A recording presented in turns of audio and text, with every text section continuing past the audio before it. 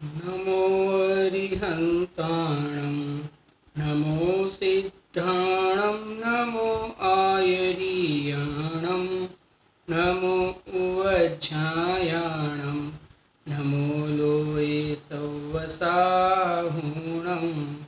मङ्गलं भगवान् वीरो मङ्गलं गौतमो गणी मङ्गलं कुन्दकुन्दाद्यो जैनधर्मोऽस्तु मङ्गलं सर्वमङ्गलमाङ्गल्यं सर्वकल्याणकारकं प्रधानं सर्वधर्माणां जैनं जयतु शासनं जैनं जयतु शासनं मङ्गलमय मङ्गलकर्ण वीतरागविज्ञान नमो ताहि जाति भय अरहंतादि महान करि मंगल करियो महा ग्रंथ कर्ण शुभ कार्य हाथी मिले समाज सब पावे निज गुण राज पावे निज गुण राज रुद्रादेव शास्त्र गुरु भगवान नो जय हो।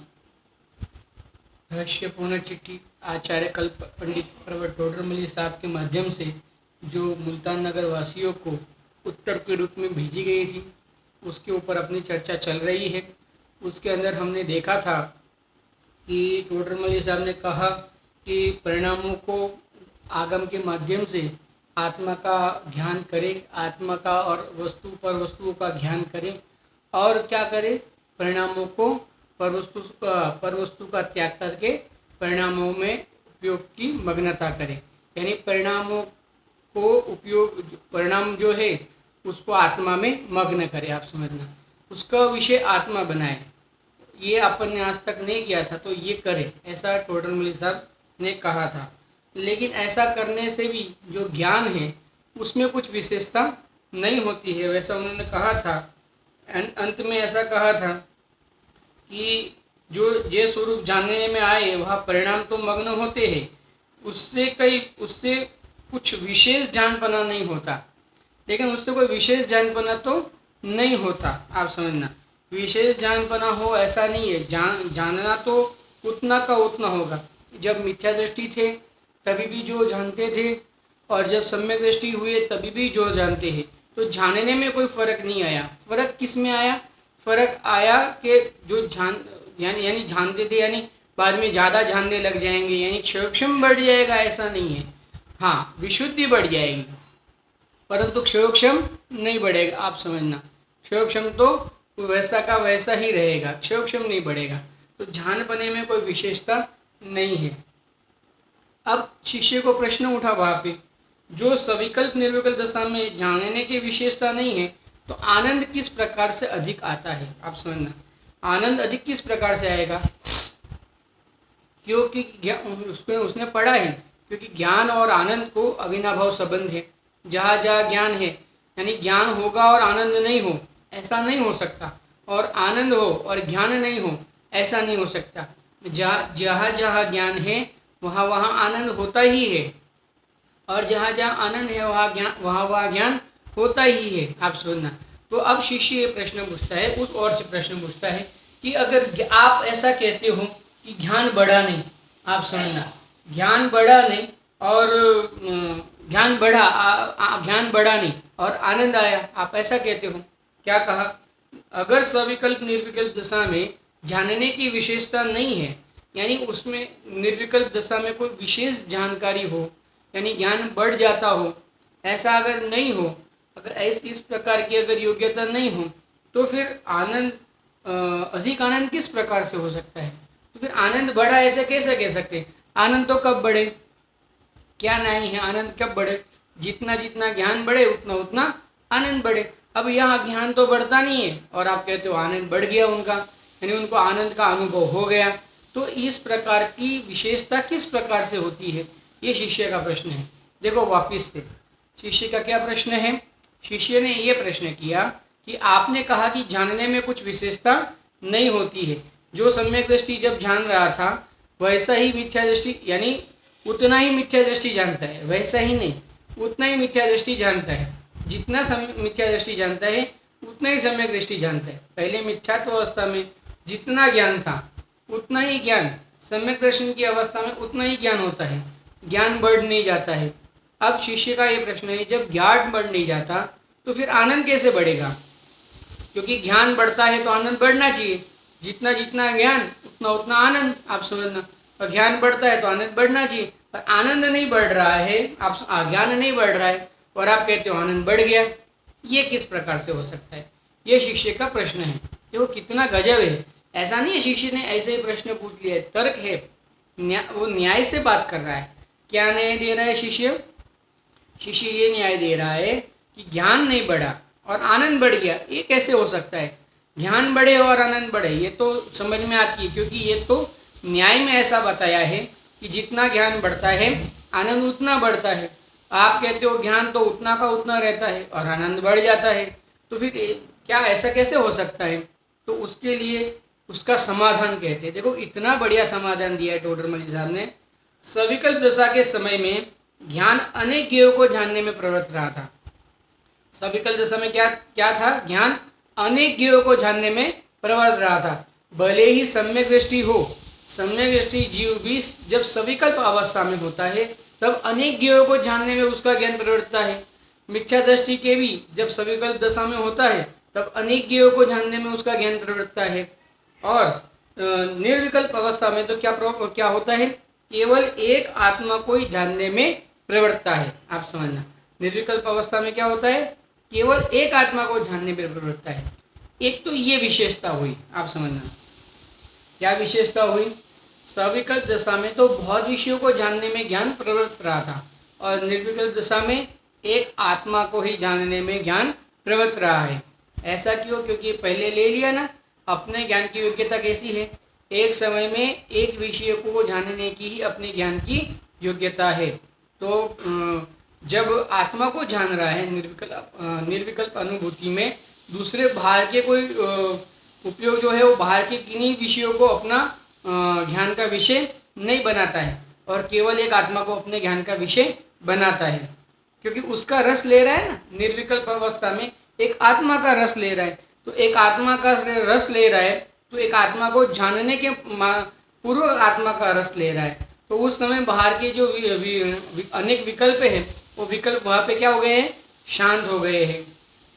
क्योंकि स्वानुभूति की प्रक्रिया में हमने लिया था कि पहले स्व और पर के भेद के विकल्प पूर्वक जानता है, बाद में स्व और स्व का चिंतन करता है। ये सब क्या है?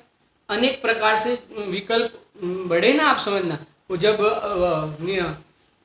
सविकल्प अवस्था थी तो अनेक प्रकार के विकल्प थे वहाँ पे, और जब यहाँ पे अभी निर्विकल्प अवस्था हुई तो वो जो अनेक प्रकार के जो बाहर में वो जो विकल्प थे वो विकल्प शांत हो गए। वो विकल्प शांत हो गए तो यहाँ पे अब क्या हो गया? निर्विकल्प अवस्था में एक आत्मा का उसने आश्रय लिया और एक आत्मा के आश्रय के माध्यम से एक आत्मा का ज्ञान किया, यानी एक आत्मा का रस ले रहा है। अभी वो ज्ञान कर रहा है, रस ले रहा है। अनुभूति के काल में जीव आत्मा का रस ले रहा है, यानी आत्मा अनंत गुणों का पिंड है ना, वैसा जो उसने जाना था ना, अब वो जो जाना था ना उसका अब रस ले रहा है। आप समझना, अब तक रस नहीं ले रहा था, अब तक तो मात्र जान रहा था विकल्पों के माध्यम से, ये मैं हूँ, ये मैं नहीं हूँ, इस प्रकार से अनेक विकल्पों के माध्यम से ये जीव जान रहा था, लेकिन आत्मा का रस नहीं ले रहा था। अब निर्विकल्प अवस्था में क्या विशेषता हुई कि वो आत्मा का रस लेने लग गया, यानी उसका विषय एक शुद्ध आत्मा रह गया, बाकी उसका कोई विषय नहीं रह गया। एक तो ये विशेषता हुई। और दूसरी विशेषता क्या हुई कि परिणाम विविध विकल्पों में परिणाम रहता, वह केवल स्वरूप में ही तादात्म्य होके प्रवर्ता। परिणाम जो बहुत अनेक विकल्पों में परिणाम रहा था, परिणाम जो है, परिणाम यानी जीव का परिणाम क्या? ज्ञान और दर्शन। जीव चेतना स्वभावी है ना, तो जीव के क्या है? ज्ञान और दर्शन, यानी और ज्ञान और दर्शन को अगर एक रूप से कहे तो क्या कह सकते हैं? उपयोग। उपयोग का ज्ञान और दर्शन लक्षण है, आप समझना। तो जो उपयोग है वो उपयोग कैसे है? वो परिणाम यानी जीव के परिणाम, जो परिणाम यानी उपयोग रूप परिणाम, ज्ञान रूप परिणाम, जीव के ज्ञान रूप परिणाम विविध विकल्प में परिणाम रहा था। वो जो हम जो विविध विकल्प में परिणाम रहे थे ना, ये मैं नहीं हूँ, ये मैं हूँ, ये मेरा स्वभाव है, ये मेरा स्वभाव नहीं है, या सम्यक दृष्टि जीव की बात लेनी है, जिसको सम्यक दर्शन प्रकट करना है उस जीव की बात लेनी है। अभी वो मिथ्या दृष्टि जो जीव है जो एक अकेला शरीर को ही जीव मानता है, अकेला दुकान मकान को ही जीव मान रहा है, उसके भी वर्तमान में अभी उस जीव की बात नहीं ले रही। उसके तो एकांत से उपयोग पर में ही भ्रम रहा है, एकांत से उपयोग पर को ही अपना विषय बना रहा है। लेकिन अभी यहाँ वर्तमान में हमें किसकी बात लेनी है? उस जीव की बात लेनी है कि जिसको सम्यक दर्शन प्रकट करने की झंखना हुई है और जो उसके लिए सामायिक आदि में बुद्धिपूर्वक से बैठा है और क्या कर रहा है? अनेक विकल्प से, अनेक विकल्पों के माध्यम से, विकल्प तो करनी यानी विकल्प यानी ज्ञान, अनेक विकल्पों के माध्यम से क्या कर रहा है? स्व और पर का भेद ज्ञान कर रहा है, फिर स्व के बारे में विचार रहा है। आप समझना, स्व के बारे में विचार रहा है, तो ये सब भी है तो विकल्प। आप समझना, भले ही वो विकल्प आत्मा की अनुभूति में हेतु बनने वाले हैं, निमित्त बनने वाले हैं। जिस जीव को आत्मा की अनुभूति होती है उसके पूर्व, उस जीव के पूर्व में इस प्रकार के विकल्प होते हैं। आप समझना, तो विकल्प जिस जीव को आत्मानुभूति होती है उस जीव के वो पूर्व में जो वो विकल्प हुए थे वो निमित्त कहे जाते हैं। अगर उसको आत्मानुभूति नहीं हुई तो वो विकल्प भी निमित्त रूप से नहीं कहे जाएंगे। निमित्त कब कहा जाएगा? जब कार्य की उत्पत्ति हो, तब अगर उसमें वो हो, उसके ऊपर आरोप आता है। अगर कार्य ही नहीं हुआ हो तो फिर निमित्त किस प्रकार से कहा जाए? निमित्त और उपादान तो आप लोगों ने पढ़ा ही होगा। अभी हमारे भाई अश्विन भाई साहब निमित्त उपादान चिट्ठी पढ़ रहे हैं। आप समझना, आप उनका सुन सकते हो। अश्विन भाई, आप वितराग विज्ञान मलाड अगर आप टाइप करोगे यूट्यूब पर तो आपको हमारी साइट मिल जाएगी।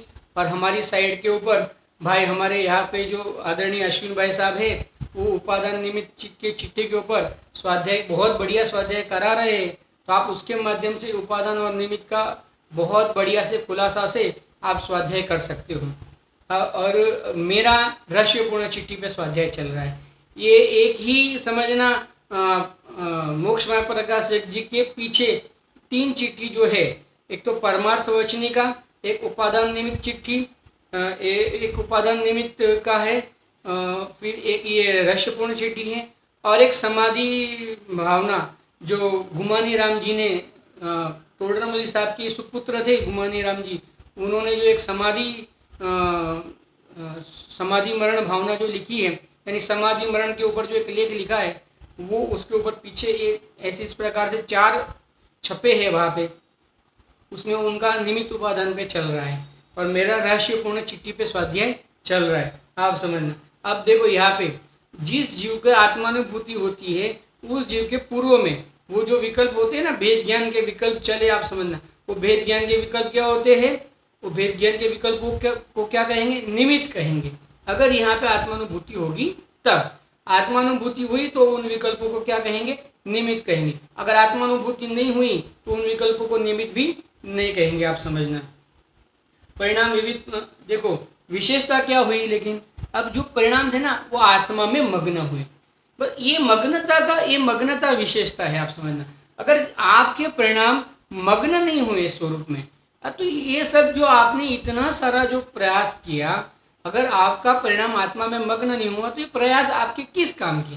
आप समझना, अगर हमें हमारा उपयोग अगर हमारे स्वरूप में मग्न नहीं हो तो हमें जो भी प्रयास कर रहे हैं, पढ़ना, पढ़ाना, समझाना, दर्शन करना, व्रत आदि करना, तप करना, पूजन करना, ये जो भी हम कर रहे हैं सुबह से शाम तक, आप समझना ये ऐसा नहीं है कि ये नहीं करना चाहिए। यहाँ पे ये सब नहीं करना चाहिए और करना चाहिए की बात ही नहीं। आप समझना, आप करो या नहीं करो, देखो नहीं करता है वो तो इस मार्ग से बाहर है, वो तो ये मार्ग में भी नहीं है, वो तो उसकी तो बात ही नहीं है। जो ये मार्ग में नहीं है उसकी तो बात ही नहीं है। लेकिन जो ये मार्ग में है, जो जीव ये मार्ग में है, यानी आत्मानुभूति के मार्ग में है, जिसको आत्मा समझना है, वो जीव आत्मानुभूति के मार्ग में है, वो जीव क्या करता है?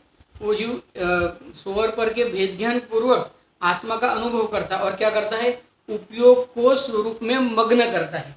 अब ये बहुत बड़ी बात है। आप समझना, अगर आपका उपयोग स्वरूप में मग्न होता हो तो कार्य हो गया, और अगर स्वरूप में उपयोग मग्न नहीं होता हो तो समझना अभी भी बहुत बड़ा कार्य आपके बाकी हो रहा है। देखो यह विशेषता हुई, ऐसी विशेषता होने से वचनातीत ऐसा अपूर्व आनंद आता है। देखो यहाँ पे जो है ना, यहाँ पे जो ज्ञान की बात है ना, वो सम्यक ज्ञान की बात है। अब इस जीव को सम्यक ज्ञान हो गया, पहले मिथ्या ज्ञान चल रहा था, अब इस जीव को सम्यक ज्ञान हो गया। ये सम्यक ज्ञान के अंदर क्षोभक्षम नहीं पड़ता है, आप समझना। सम्यक ज्ञान होने से जीव के कोई ज्ञान, क्षोभक्षम जो ज्ञान है, यानी उनको कुछ सुमेरु पर्वत का ज्ञान हो जाए या इस प्रकार का कोई ज्ञान नहीं बढ़ जाता, या ज्ञान में कुछ प्रकाश दिख जाए, इस प्रकार की कुछ भी विशेषता नहीं होती। लेकिन क्या हो जाता है, विशेषता क्या होती है, वो ज्ञान स्वरूप में मग्न होने से वचनातीत आनंद आता है। क्यों? क्योंकि अब उस ज्ञान का विषय आत्मा नहीं बन रहा था, वो ज्ञान का विषय आत्मा बना। आप समझना, वो ज्ञान का विषय आत्मा में आनंद है, आत्मा में सुख है, और वो उस अभी तक वो ज्ञान नहीं हो रहा था ना, तो देखो ज्ञान नहीं हो रहा था, इसके लिए आनंद नहीं हो रहा था। लेकिन अब ज्ञान हो गया, लेकिन किसका ज्ञान हुआ? आत्मा का ज्ञान हुआ, आत्मा के स्वरूप का ज्ञान हुआ, आत्मा में रहे हुए गुणों का ज्ञान हुआ। आप समझना, तो वो ज्ञान हुआ, उपयोग मग्न हुआ ना स्वरूप में, स्वरूप में मग्न हुआ तो उसको ख्याल में आया उपयोग को, अरे सुख तो मेरे में भरा पड़ा है, अरे आनंद तो मेरे में भरा पड़ा है, मैं तो पर में ढूंढ रहा था आनंद, पर में आनंद है ही नहीं, और मैं पर में ढूंढ रहा था। जैसे उपयोग स्वरूप में मग्न हुआ तो स्वरूप में जो आनंद है उसका इस जीव को संवेदन हो गया। आप समझना, जब स्वरूप में उपयोग मग्न होता है तो अनंत गुणों की एक साथ अनुभूति इस जीव को हो जाती है। आप अपने में जो अनंत गुण है, वो अनंत गुणों की क्या हो जाती है?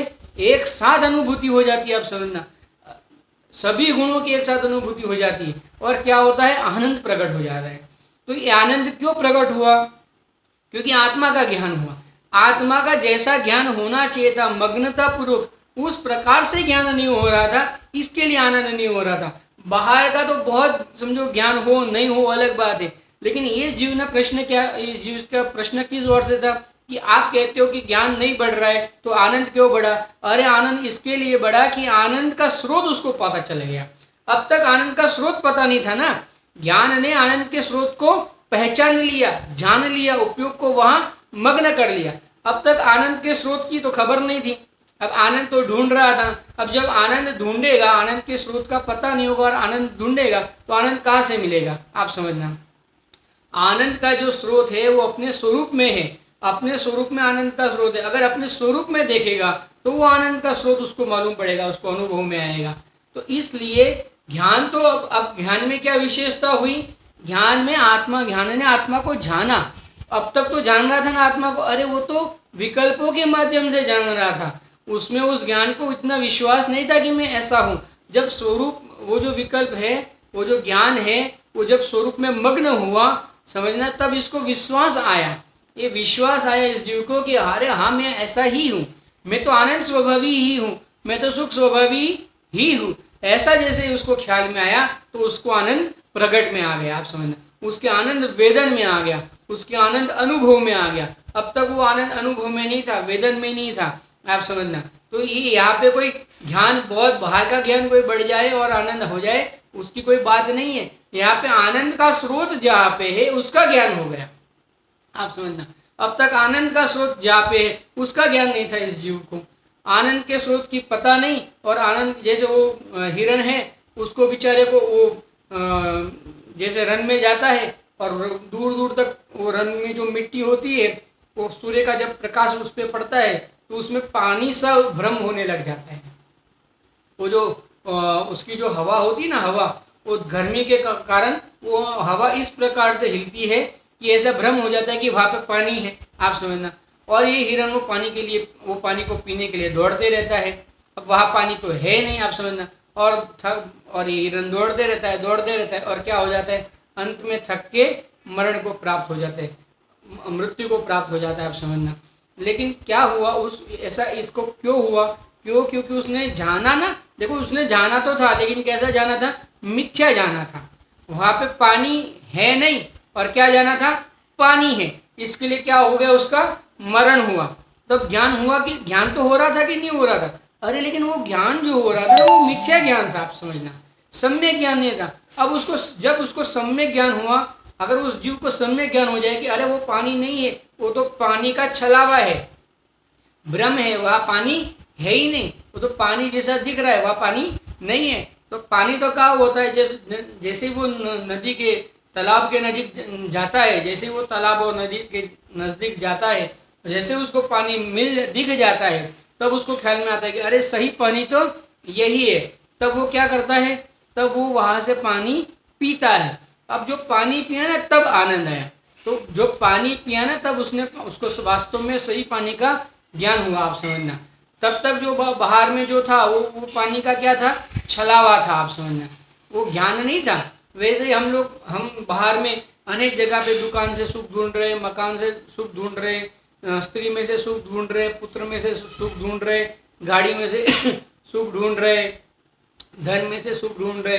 वो तो क्या था, वहां पे सुख का छलावा था। आप समझना, थोड़ा सा नजदीक आया तो देवशास्त्र गुरु में सुख ढूंढने लग गया, जिनवाणी में सुख ढूंढने लग गया, पूजन आदि व्रत आदि में सुख भाव में सुख ढूंढने लग गया।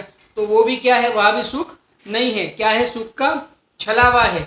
और जब इस जीव को वास्तव में, जब उसने ये सब भेद ज्ञान के माध्यम से जब उसका उपयोग है, वो स्वरूप में मग्न हुआ, आप समझना, विशेषता ये होती है, जब स्वरूप में मग्न हुआ तो उस जीव को ये ख्याल में आ गया, स्वरूप में मग्न होते ही उस जीव को ये ख्याल में आ गया कि अरे मैं तो ज्ञान स्वभावी हूँ, अरे मैं तो आनंद स्वभावी हूँ, अरे मैं तो सुख स्वभावी हूँ। ऐसा जानते मात्र से ही सुख प्रकट हो जाता है, आनंद प्रकट हो जाता है। कैसा आनंद प्रकट होता है, वचनातीत आनंद प्रकट हो जाता है।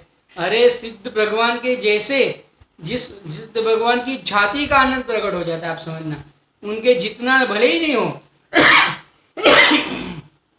अरे सिद्ध भगवान से थोड़ा कम आनंद प्रकट हो जाए तो भी क्या हो गया, अरे क्वांटिटी कम है लेकिन क्वालिटी तो एक ही है, आप समझना। जैसे सिद्ध भगवान के आनंद है वैसे ही इस जीव का आनंद प्रकट हो गया। अब तक जो आनंद हो, अब तक तो जो आनंद का छलावा का इस जीव को भ्रम हो गया था। कल भी हमने लिया था ना, जैसे दया दान व्रत आदि भाव करता है तो कषाय मंद हो जाती है, और कषाय मंद हो जाती है तो दुख कम हो जाता है, तो दुख कम हो जाता है तो ये जीव उसमें सुख का भ्रम कर लेता है। और बाहर में भी उन भावों की प्रशंसा लोग करते हैं, क्योंकि ज्ञानियों के वो भाव दिखते हैं। ज्ञानियों के जो आत्मानुभूति है वो हमारे ज्ञान का विषय बन नहीं सकता है इतना व्यवस्थित, क्योंकि हमारे उस प्रकार की ज्ञान की योग्यता नहीं है। पर बाहर में उन जीवों को व्रत आदि दिखते हैं, तो उन व्रत आदि को के माध्यम से हम नक्की करते हैं कि अरे ऐसा ज्ञानी के जीवन में ये भाव होते हैं, इसके लिए वो भावों की प्रशंसा भी की जाती है। अब इसको दुख की मात्रा कम हुई, पहले बहुत दुखी था, अब थोड़ा दुखी कम हुआ, तो और इन भावों की जगत में प्रशंसा भी होने लग गई, तो इस जीव को क्या भ्रम हो गया कि मैं सुखी हो गया, मेरे को आनंद हो गया। तो इसने जो सत्य आनंद था उसका स्रोत, उस मार्ग उसने उस मार्ग को देखना बंद कर दिया, आप समझना, इसके लिए वो सुखी नहीं हो पाया।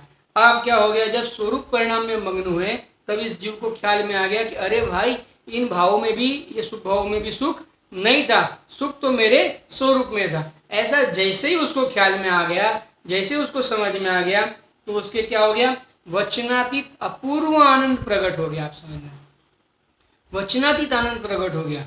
अब तक तो जो आनंद है ना वो आनंद था नहीं वास्तव में, वो तो क्या था, आनंद के नाम का छलावा था। छलावा यानी क्या कहते हैं, जैसे माया, माया कहते हैं ना, माया होता नहीं है लेकिन दिखता है माया, तो ऐसे वो तो एक माया जाल जैसा था, समझना, माया जाल कहते हैं ना अपन, छलावा माया जाल, आप समझना, होता नहीं है लेकिन मान लेता है, भ्रम करता है, भूल करता है, आप समझना।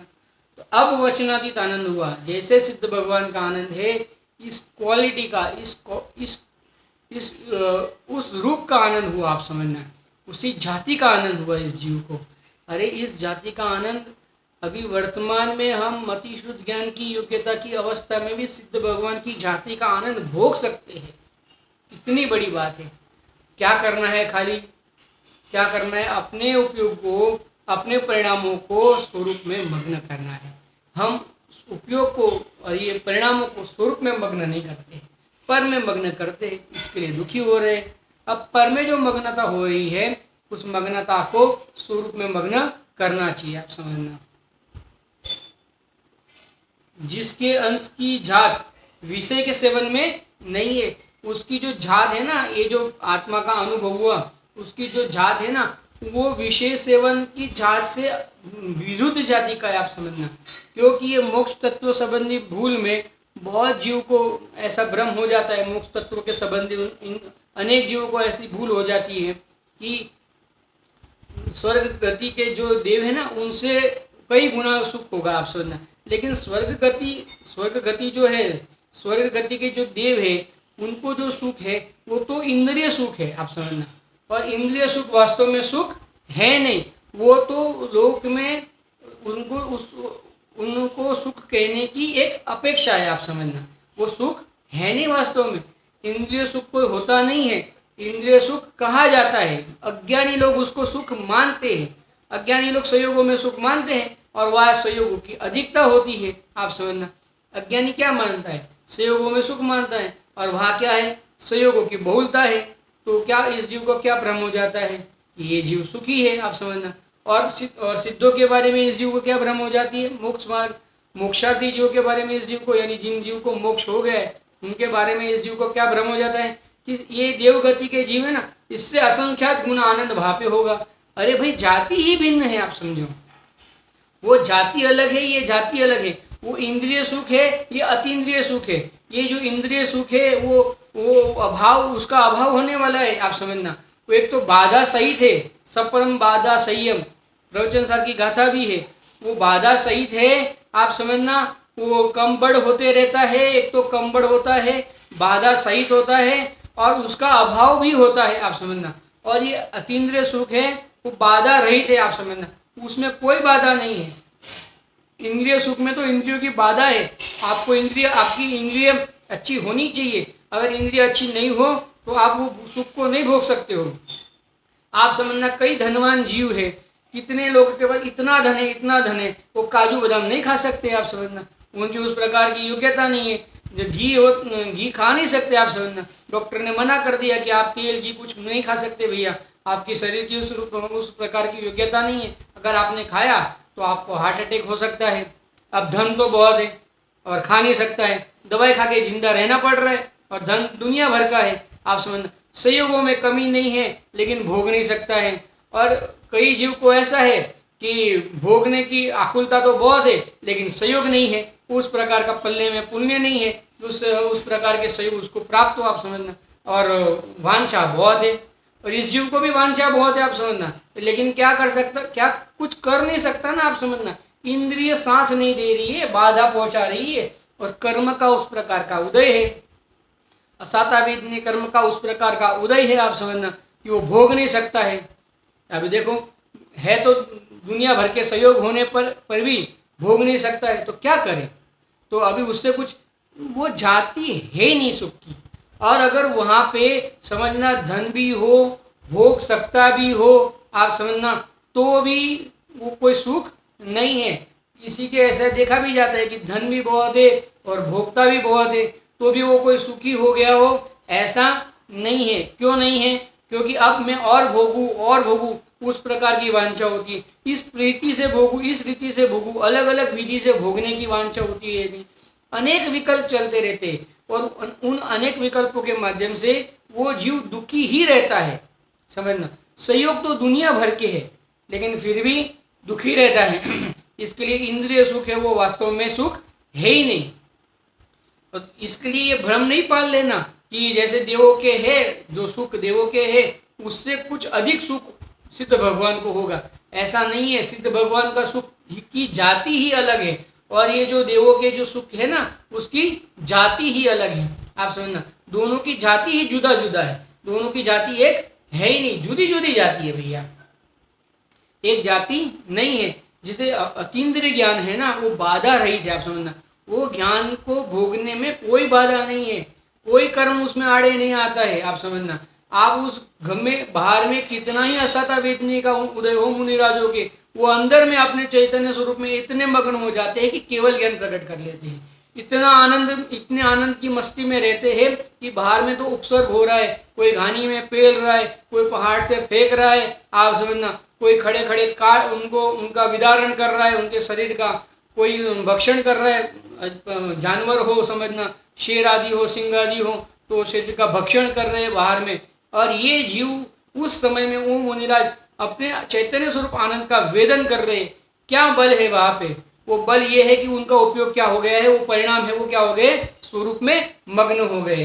अब तक परिणाम स्वरूप में मग्न नहीं थे, अब ये परिणाम क्या हो गए, स्वरूप में मग्न हो गए। तो ये जो वचनातीत आनंद उनको प्रकट हो गया। आप समझना, वो आनंद की क्वालिटी, वो आनंद की जात, वो आनंद की जात जो है वो इंद्रिय के सुख की जात है ही नहीं। आप समझना, और वास्तव में इंद्रिय सुख तो सुख है ही नहीं, वो तो अज्ञानी जगत वो संयोगों को सुख मानता है। आप समझना, मानना, कोई अज्ञानी कुछ भी माने तो उससे वो क्या सुख हो जाता है, ऐसा नहीं होता है, वो सुख है ही नहीं वास्तव में। वो सुख को सुख कहने का और क्या है, जैसे मैंने कहा था ना, वो संयोगों के समय में वो संयोगों की प्राप्ति करने की आकुलता कम होती होने से, आकुलता कम होती होने से दुख कम होता है, दुख कम होता है, उसको सुख जगत में अज्ञानी जगत उसको सुख कहता है।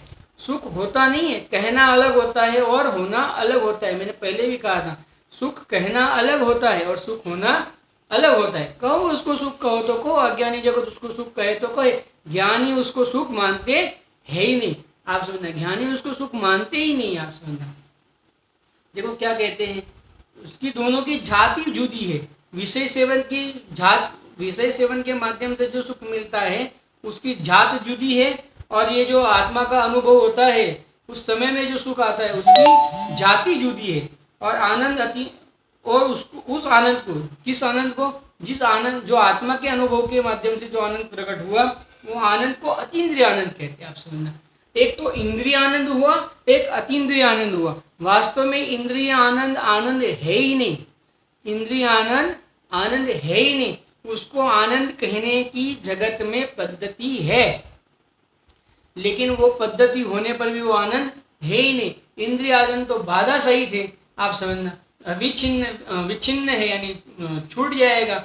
आप समझना, देवगति के जीव है, उनको जो संयोग प्राप्त है कितने काल तक रहेंगे, अधिक से अधिक, अधिक से अधिक 33 सागर तक रहेंगे। आप समझना, और नीचे नीचे के देवों का तो आयु ही एकदम पल्ले में है, एकदम अल्प आयु है। आप समझना, और आपको मालूम होगा कि एक सागर में 10 करोड़ा कोड़ी, 10 करोड़ इंटू 10 करोड़ पल्ले का एक सागर होता है। आप समझना, और इनकी नीचे के देवों की, यानी भवनवासी आदियों की देवों की आयु तो पल्यों में होती है, और ऊपर के जीवों की आयु नवोनिधिस और सर्वार सिद्धि जो देव है उनकी आयु 33 सागर होती है। उसके नीचे के जो देवों की आयु है वो तो उससे भी कम होती है। आप समझना, पहले और दूसरे स्वर्ग की आयु तो मात्र 2 सागर ही है।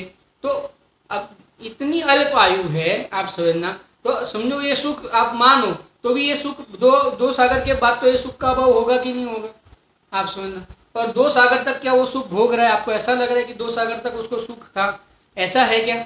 अरे वो तो मान रहा है 2 सागर तक। अज्ञानी, मैंने कहा ना, अज्ञानी को दुख है इंद्रिय के विषयों के सहयोग, क्योंकि अब उनको ये विषय जुटाने की आकुलता नहीं रही। आप समझना, तो जितनी आकुलता कम उतना दुख कम, लेकिन कम दुख है, सुख नहीं है वो। आप समझना, कम दुख को जगत में सुख कहने की पद्धति है।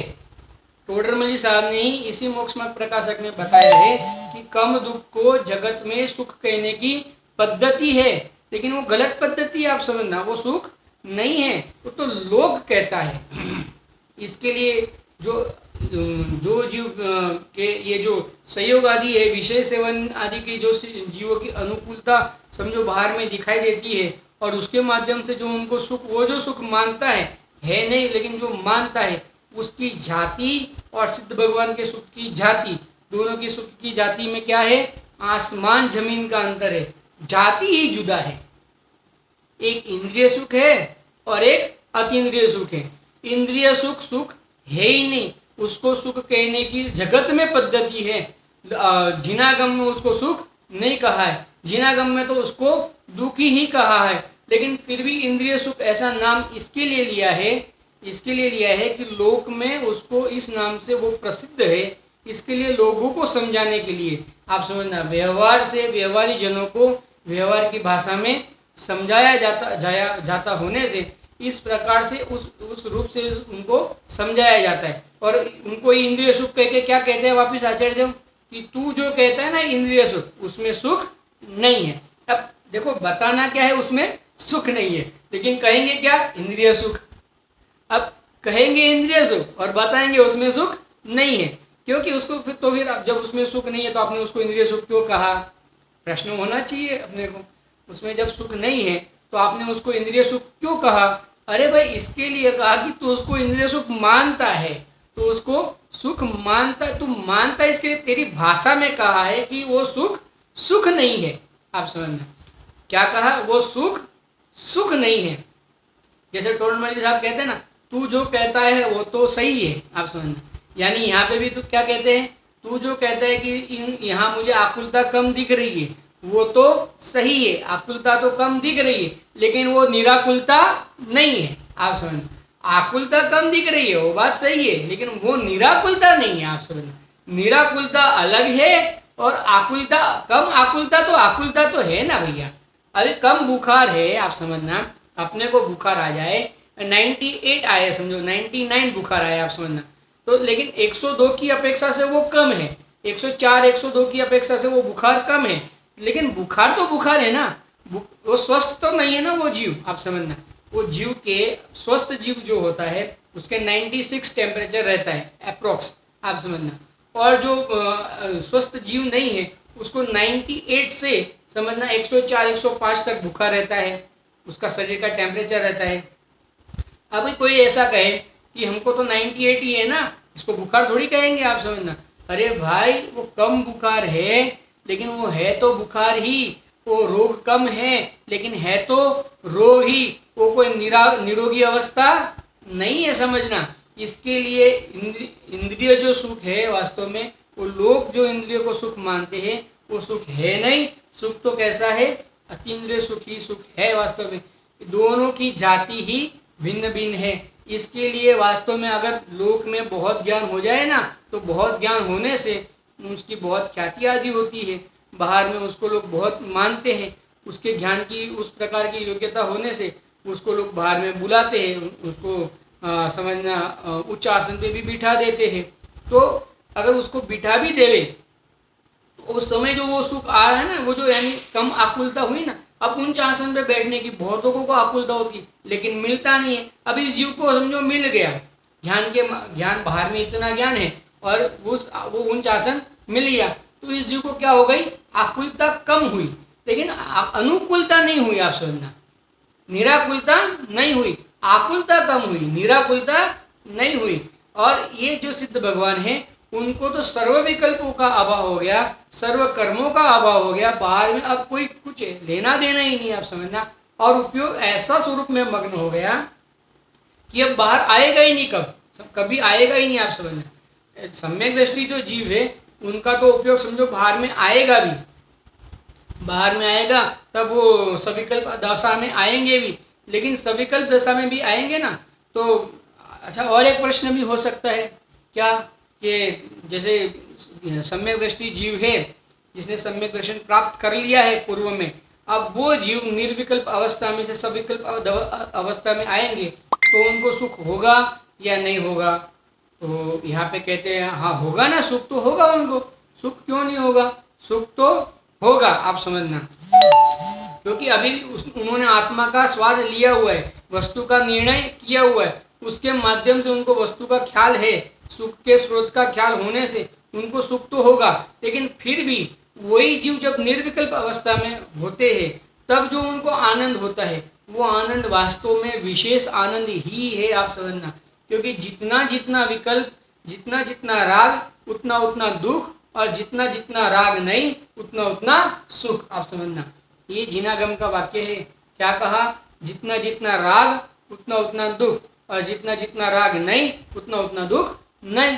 आप समझना, यानी यहाँ पे ये कहना चाहते हैं कि आत्मा का जिस जीव को अनुभव हुआ उस आत्मा के अनुभव वाले जीव की जो सुख की जाति है ना, वो जाति ही जुदा है।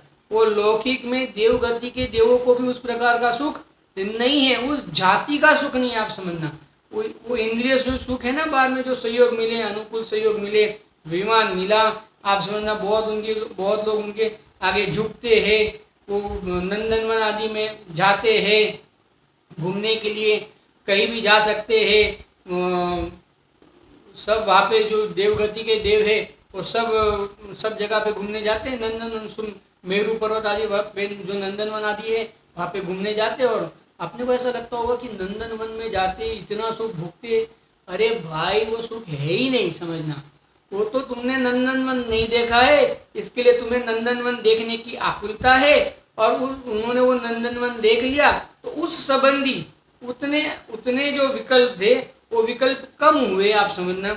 उस संबंधी के जो विकल्प है वो संबंधी विकल्प कम हुए तो उस संबंधी की आकुलता कम हुई, तो लोक में उसको लोक में उसको सुख कहने की पद्धति है, कम आकुलता को सुख कहने की पद्धति है। जैसे हमें अभी घूमना हो, अमेरिका आदि जाना हो, अभी समझना, और अभी ये कोरोना है, ना ही हमारे पास उतना धन है, और अभी कोरोना भी लग गया तो हम नहीं जा सकते घूमने के लिए। और कोई अगर जाके आया तो हमें क्या लगता है, बहुत ये जीव बहुत सुखी है, सब घूम के आया, पूरा वर्ल्ड घूम के आया, अमेरिका घूम के आया, लंदन घूम के आया, यूरोप घूम के आया, सिंगापुर घूम के आया, कई कई जगह पे हांगकांग घूम के आया, बैंकॉक घूम के आया। अपने को ऐसा लगता है कितना सुखी होगा ये जीव।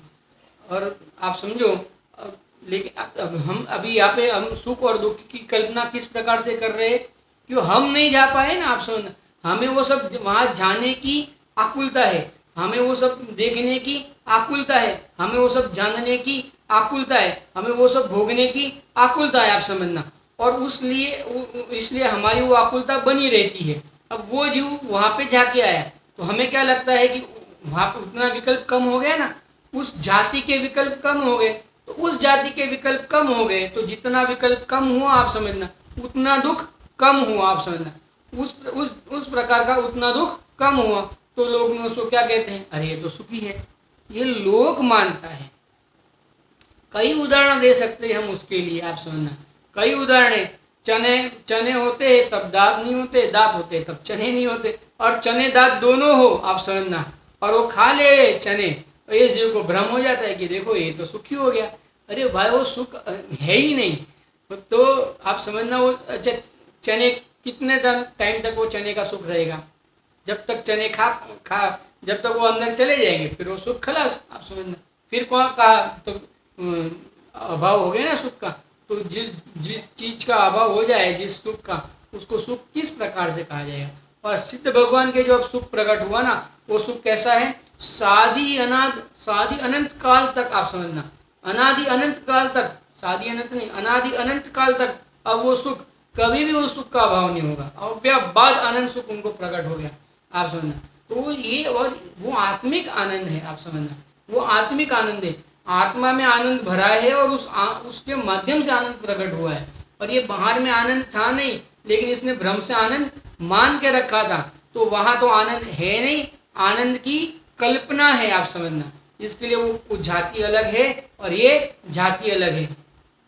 आपको ऐसा लगता होगा कि इतना सारा क्यों समझा रहे हो, एक बार समझाया होता तो हम समझ जाते। अरे भाई इतने काल से हम समझ नहीं पाए, तो आचार्य देव बार बार हमें हम इसीलिए तो समझाते कि तू इतने काल से ये पर में ही सुख ढूंढ रहा है, पर के मिलने को ही सुख मान रहा है, सहयोग को मिलने को ही सुख मान रहा है। भैया वो जाति जुदी है, आत्मा के अनुभव की जाति जुदी है। आत्मा का अनुभव की जाति का जो आनंद है, आत्मा के अनुभव की जो जाति है, वो जाति जुदी है, वो अतीन्द्रिय सुख है, आप समझना। और वो इंद्रिय सुख है, वास्तव में वो दुख ही है, समझना। इसके लिए दोनों की जाति जुदी है। तो अब क्या हम इसके माध्यम से क्या समझे हम कि भाई जो दोनों में विशेषता क्या हुई, एक तो यहाँ परिणाम स्वरूप में मग्न है, और वहाँ परिणाम क्या थे, सविकल्प अवस्था में उपयोग बाहर था, बाहर के विषयों को अपना मान रहा था, और यहाँ पे क्या हो गया, स्वरूप में उपयोग मग्न हो गया। हमें भी अगर सुख प्राप्त करना है तो क्या करना है, उपयोग को स्वरूप में मग्न करना है। बाहर से सुख आएगा, ये भ्रमणा को मिटाना है। किस माध्यम से मिटाना है, उपयोग को स्वरूप में एकाग्र करके, मग्न करके। हमने आज तक जो पर में सुख मान के रखा था, उन बुद्धियों का अभाव करके, वहाँ सुख है ऐसी कल्पना का अभाव करके। सुख तो आत्मा में ही है, वो सुख अतीन्द्रिय सुख को ही सुख कहते हैं, वही सच्चा सुख है। और इंद्रिय जनित सुख को सुख नहीं कहते हैं, वो तो भ्रम से लोक में उसको सुख मानने की एक वो है, भ्रमणा है, उसमें सुख नहीं है। इस प्रकार से दोनों जाति के सुख का ध्यान करके हम सच्चे सुख की ओर बढ़े, ऐसी मंगल भावना के साथ अपना यहाँ पे वक्तव्य आज समाप्त करते हैं। ओम नमः सिद्धेभ्य। सहजानंदी शुद्ध स्वरूपी अविनाशी हो आत्मस्वरूप। सहजानंदी शुद्ध स्वरूपी अविनाशी हूँ आत्मस्वरूप। सहजानंदी शुद्ध स्वरूपी अविनाशी हूँ आत्मस्वरूप। जावाणी के ज्ञान ते सूझे लोकालो, सोवाणी मस्तक नमो सदा देत हूँ दूर। द्वादशांग में परमंगलकारी जिनवाणी मातनो जय हो।